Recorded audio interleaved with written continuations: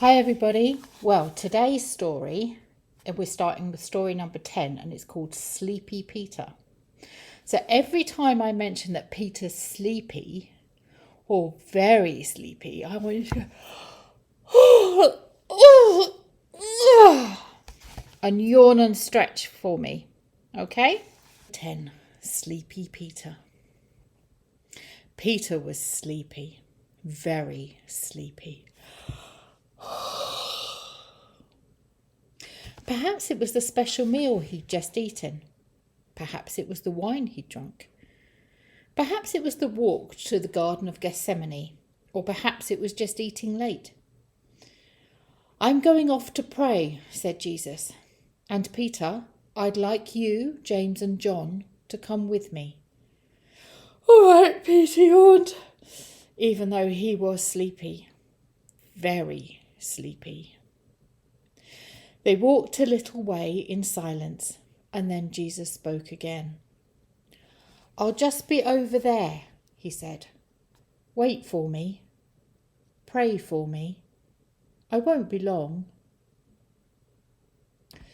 "Dear God," Jesus prayed, "dear Father in heaven, tomorrow I must die, to take away all the bad things that anyone has ever done.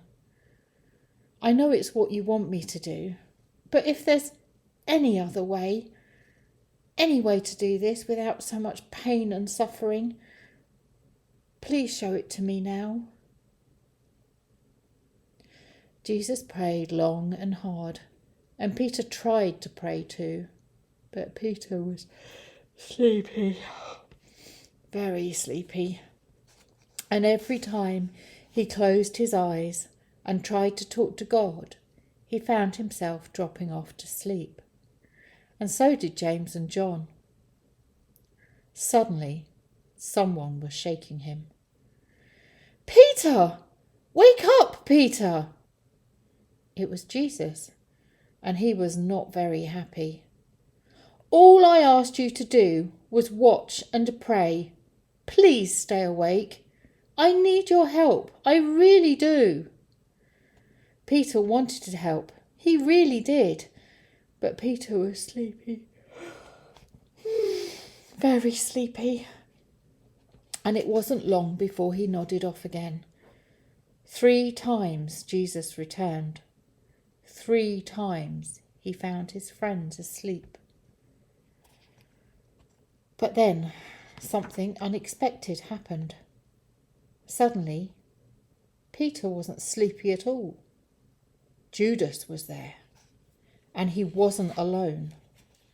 There were men with him, the religious leaders and their servants, carrying torches and clubs and swords. Judas walked up to Jesus. "Teacher," he said, "hello." And he kissed Jesus on the cheek, just as he'd done every day since they'd first met, just as if he was still one of Jesus's friends. But it was not a friendly kiss, not at all. It was a signal so that the others would know which man to arrest. And that's just what they did. The men with the clubs grabbed hold of Jesus. Now Peter was awake, wide awake. He leaped to his feet. He picked up a sword and he started swinging about, but all he managed to do was lop off one of the man's ears. "Stop!" Jesus cried. "Stop right now. This is not the answer. God could save me if he wanted to, but what he wants is for me to go with these men, and that's what I shall do." So Jesus went with the men. But what about his friends? His friends ran off in every direction, all but Peter, who followed from a distance, half awake, half asleep, wishing this was all a bad dream, little knowing the nightmare it would become. Wow, so Jesus has been arrested now. Arrested for what? He's done nothing wrong. But he was doing what God wanted him to do.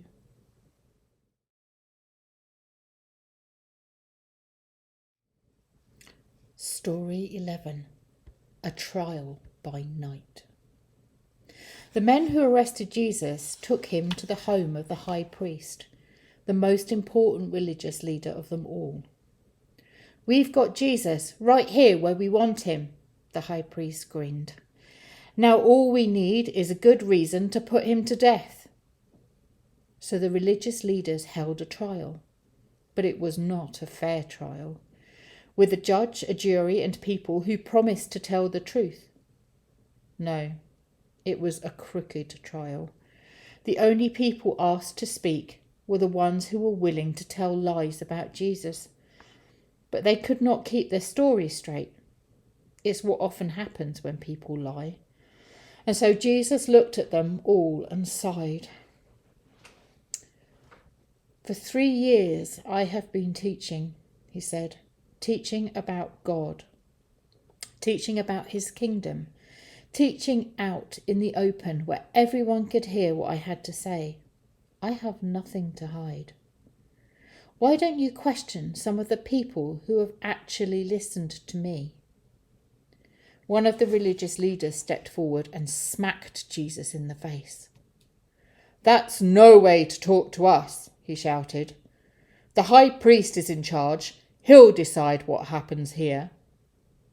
And so finally, the high priest turned to Jesus. He spoke very slowly and very carefully. "We have suspected this all along," he said, "but we want to hear it from you. You think that you are the Messiah, don't you?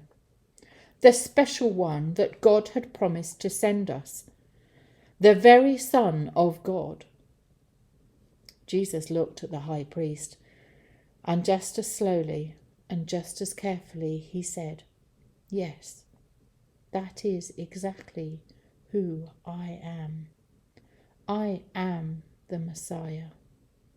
I am the Son of God. And one day I will be in heaven sitting next to God himself." The high priest was furious. "Did you hear that?" he roared. "Did you hear what this man said? We need no further witnesses. We have heard it from his lips. This man thinks that he is God's own son. And according to our law, anyone who thinks that must die." The religious leaders cheered. Yeah. Finally, they had their reason. Finally, they could put an end to Jesus. So they beat him and made fun of him and locked him up for the night. In the morning, he would die, and all their dreams would finally come true.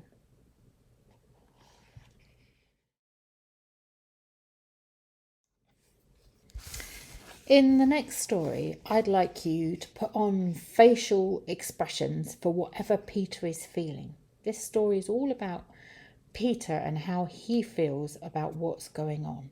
So he's going to be worried and he's going to be scared and all kinds of things. So I want you to put on those kind of faces with me. Okay? Story 12.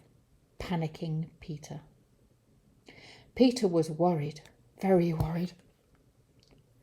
Jesus had been arrested by the religious leaders, and Peter had no idea what was happening to him. Peter was loyal, very loyal. The rest of Jesus' friends had run away, but Peter had followed him to the high priest's house, where he watched and waited outside.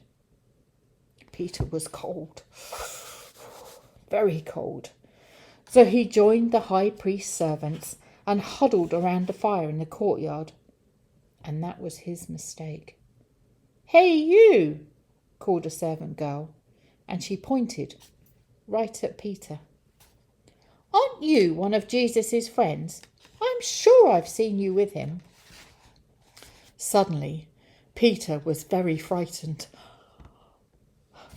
and almost without thinking, he shook his head. "No," he muttered, "you've confused me with someone else." Then he stood up and walked over to the courtyard gates. Peter was safe now, very safe. Or so he thought.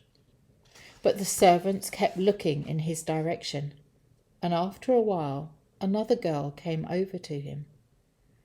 "I think my friend is right. You know, I'm sure I've seen you with Jesus too." Peter was panicking now.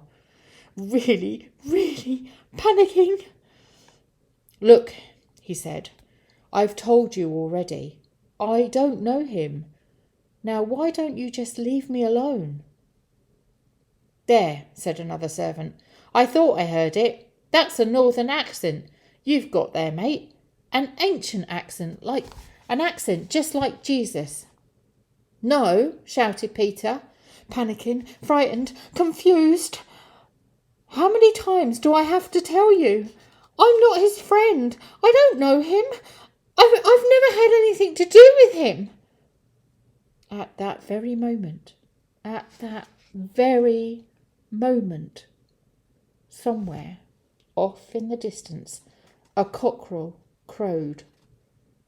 And Peter, and all Peter could think of, were Jesus' words.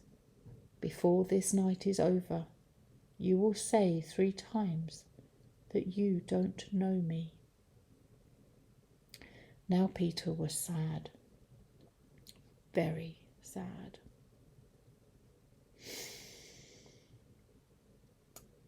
And as the servants pointed and called after him, he ran from the courtyard, crying. And Jesus was now truly alone.